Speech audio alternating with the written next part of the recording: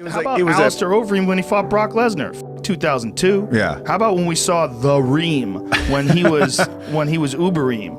When he was Overeem, when he fought Brock Lesnar, Jesus fucking Christ! Goddamn comic book hero. Yeah. I mean, there is not a goddamn drug testing agent alive that would have been.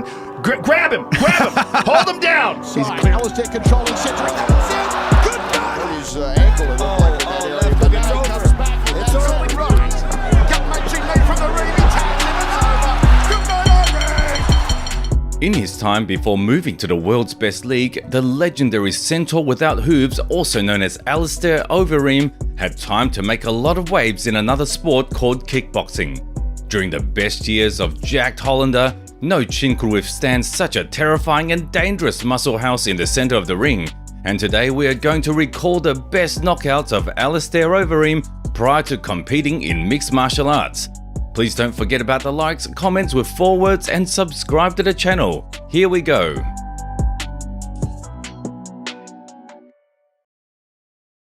Number 7. Jürgen Dolch, Ultimate Glory 3 Upside Down. On May the 20th of 2007, when a young and rising Alistair Overeem was yet to discover incredible effects of horse meat, he shared the ring with the German representative, Jürgen Dolch. That fight happened on Alistair's home soil, the Netherlands, at Ultimate Glory 3 tournament. Sure, we agreed that the quality of this footage leaves much to be desired, like Ben Askren's career in the UFC. However, one could still see the main action. As soon as the fight started, a shredded but slim Overeem went forward. He threw several strikes at his opponent and pressed him against the ropes for a couple of seconds. Dolch tried to answer back with a combination of head-low kicks, but durable limbs of the Demolisher saved him from significant damage. Soon, the German moved to the left and tried to get out of range. Alistair followed him. In less than a minute, he pressed him to the ropes another time, due to which the referee had to react once again. Overeem instantly exploded a couple of more times, testing Jürgen's body durability. The latter understood that things were not going too well and desperately tried to keep his vis-a-vis in sight and at bay. But that was the night when Alistair wanted the intimacy more than ever. When he approached his opponent once again, there weren't any clinch attempts this time round. The Demolisher swung with a right hook, like he was trying to get rid of an annoying fly, and slayed Jürgen Dolch's chin in the first round. Deep knockout and no follow-up. Number 2. Gokhan Saki, K1 World Grand Prix Final. Let's move 3 years further to December the 11th of 2010, exactly 740 days till the end of the world according to the Mayan calendar. Alistair Overeem reached the finale of a big Grand Prix in the worldwide known K1 promotion. It's not clear if the Hollander believed in this fact or not. He still got in a shape planning to stay alive in case of a world cataclysm. The next victim happened to be the fighter from Turkey, Gokhan Saki. As soon as the fighters met each other in the center of the ring, an outstanding physique of Alistair Overeem stunned everybody at the Japanese arena. From the distance, it seemed like the shoulder or even the biceps of the Demolition Man looked bigger than the head of the Turkish. Gokhan also figured that out, so he immediately began to back up in hopes to keep this monster at some distance. Alistair noticed a glint in his opponent's eyes and threw a left hand with a vicious knee at the very first convergence. Saki tried to fight back and even showed a spinning attack, but it only amused the Hollander standing in front of him. For a while, Gokhan was showing the best tools in his arsenal and worked with combinations on his opponent like he was a punching bag, to which the lover of a certain meat type was not in a hurry to answer. He patiently waited for an opportunity and slowly shortened the distance with his vis-a-vis. Perhaps Alistair thought that this terrifying appearance alone would be enough to win, that's why he didn't throw any shots back. But the fact remains. For now, he tried to break the Turkish only with his gaze. After 1.5 minutes, the Demolition Man began to act more and hurt his opponent with a kick to the body. A few moments later, Saki repeated the spinning attack, which led to him landing on his butt. After that, the one who should not be judged complimented his work with heavy low kicks. Gokhan tried to raise his bearing leg, but the attack always landed on the target. And soon after that, it was all over.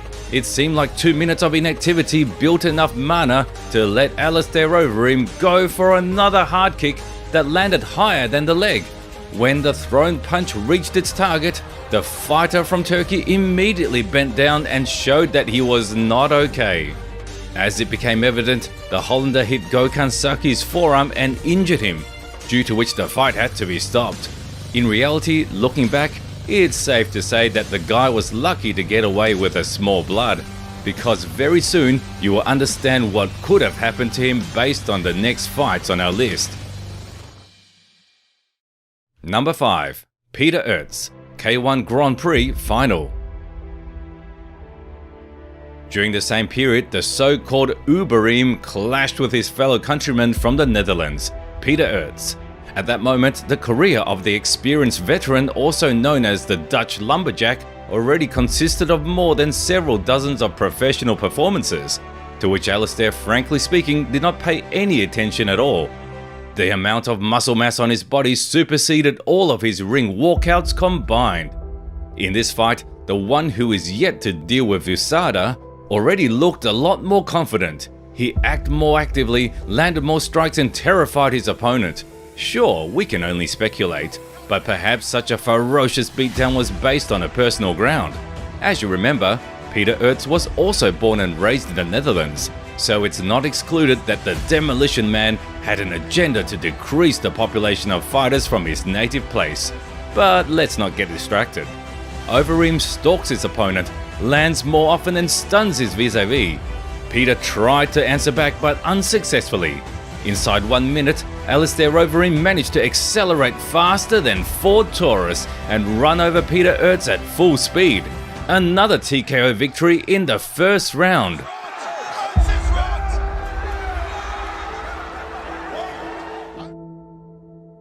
Number 4.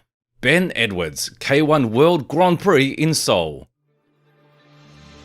We stay in the same year of 2010, and the next fight we're going to talk about took place in October. This time in the opposite corner was the Australian Ben Edwards. At that moment, he was doing quite good. He racked up a streak of 5 wins and was looking to get another victory. But more suddenly than the news on Twitter about Conor McGregor's retirement, he faced a threat in his way that he wasn't able to overcome. These guys shared the ring in the main event of the 16th tournament of the World Grand Prix. Ben Edwards looked like a man who was going to commit a homicide, while Alistair Overeem looked like a man who already did.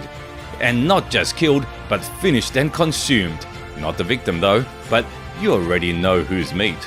Following the principle of the best defense is offense, the Australian fighter went for an attack. He immediately began to use all possible combinations and shoot at limbs of the approaching Hollander, while the stone man from an alternative reality acted as always, ate everything that was flying at him and searched for an opportunity to answer back. Such an opportunity presented itself less than a minute later. A collision of the chin with an unbreakable wall in the form of a right hook from Alistair Overeem sent Edwards down. To many people's surprise, the Australian got up, but only after 8 seconds of count, and it's understandable. You don't fight such monsters every day.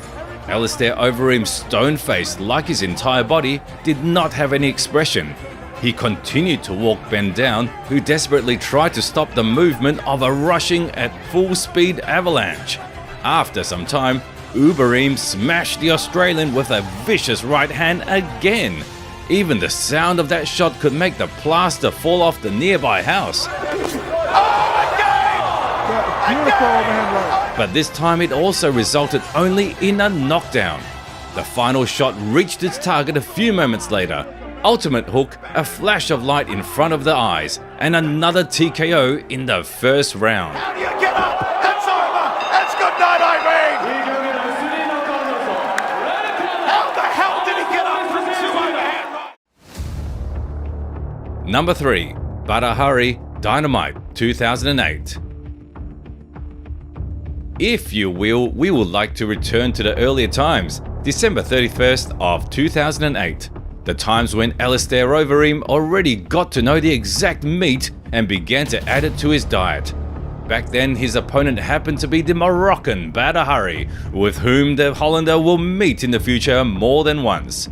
The fight between these guys started off rather fast. They literally rushed at each other like dogs that were leashed and taunted for a very long time. After exchanging a few punches, the fighters tied in the clinch and gave the referee an opportunity to interfere. The Moroccan did not know what to do to move that unbreakable rock, so he chose the right option: to back up. It forced the Demolition Man to work as the first number, but he did not realize that besides the pace, Alistair's hands would also come into play. Fast and devastating blows began to wobble Badahari. Of course, he tried to fight back, but every attempt to do damage in return only led to an increased number of received shots.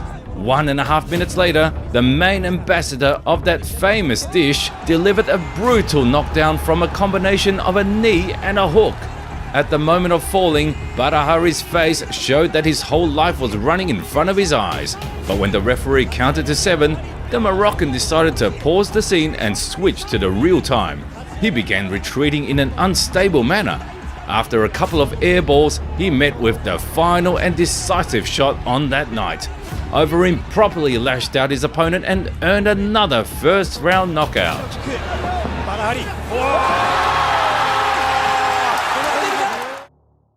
Number 2. Everton Teixeira K1 World Grand Prix 2009 Final. We gradually moved to the most interesting stuff. On December the 5th of 2009, after beating the aforementioned Peter Ertz, Alistair Overeem shared the ring with Everton Teixeira. At that moment, the Brazilian fighter already had time to get a taste of defeat. In the win column though, he had at least 9 big names. In those good times, Overeem just recently presented himself to the viewer in a new character as some sort of the promoter's dream. That's why during his every appearance in the ring, the commentators couldn't stop admiring his potential in bodybuilding. But let's not talk about it. Speaking about the fight, everything went as usual, smoothly and in a common manner. Overeem was not in a hurry to attack the Brazilian from the very first seconds, so he allowed him to try to throw a right high kick. The attack landed on the block, but to be honest, it looked like a drilling of kicks to the steel pillar. Hello from Ferguson. Soon, Everton rushed at Overeem and tied with him. The referee definitely didn't like that and quickly separated the fighters. After that, the countdown was reduced to seconds.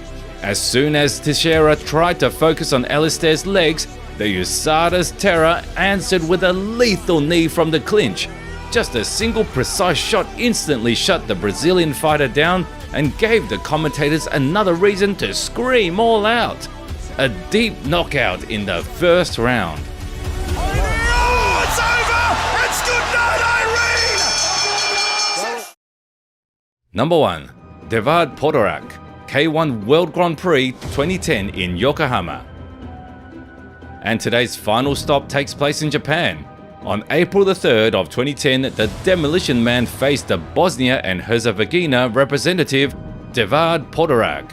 That fight happened in the finale of another Grand Prix of K1.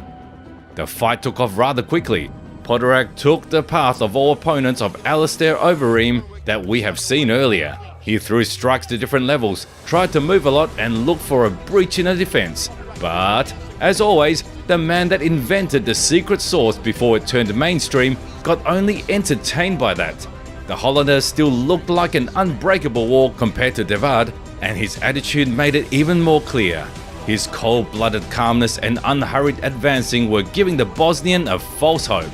Alistair Overeem's favourite tactic worked infallibly in those wild years. After a bit more than 1.5 minutes, the Demolition Man managed to lull the vigilance of Devad and show him the beauty of the lower level with a sudden right hand. The fighter's discouraged appearance after the knockdown speaks for itself. However, the fight resumed after the 8-second count, but the Bosnian would be better off if he trusted the instinct of self-preservation. He didn't have time to fully recover, so every subsequent shot from Overeem distorted his brain pan even further. Not that much time passed before we could see Podorak laying on the canvas unconscious with his hands spread. And what led him to that result was the main admirer of that ring girl at UFC 141 who rushed at him with a furious combination that put a big exclamation mark with a deadly knee. Another unconditional win via deep knockout. Potter gets clipped with another short left hand. Knee to the jaw. Big tip on. Good night, Irene. It's over.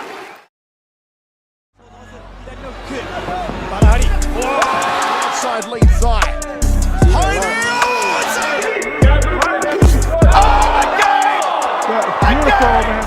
There it is, guys. Leave your opinion in the comments below.